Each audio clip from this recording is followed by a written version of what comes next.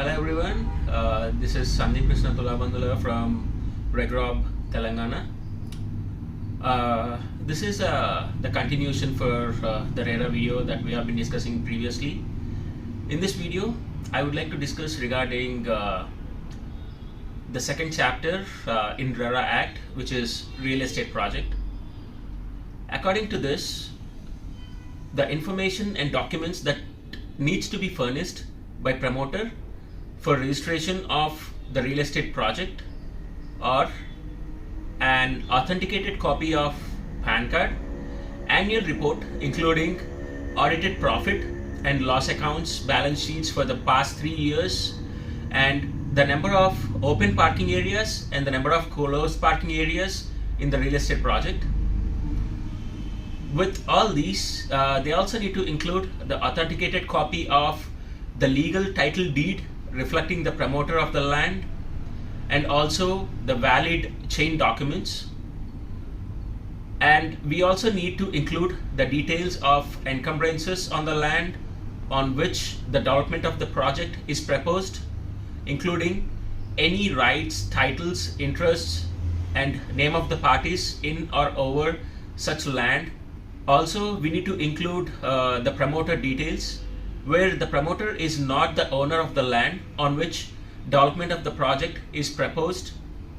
Also, we need to include the name, photograph, contact details, and address of the promoter if it is an individual, and also the details of the partners, chairmen, directors, in case if there are any.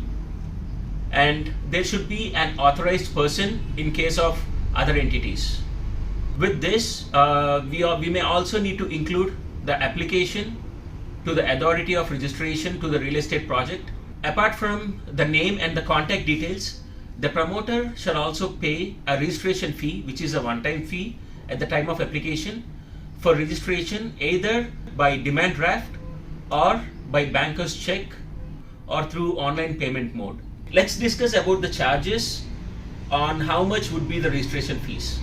In case of group housing project, it will be 5 rupees per square meter for projects where the area of land proposed to be developed does not exceed 1000 square meters, or it will be a 10 rupees per square meter for projects where the area of land proposed to be developed exceeding 1000 square meters. And also there is a clause that it shall not be more than 5 lakh rupees. In case of mixed development, which is residential and commercial project, it will be a 10 rupees per square meter, which is not exceeding 1000 square meters, and it will be a 15 rupees per square meter if it is exceeding 1000 square meters. Also, it should not exceed more than 7 lakh rupees.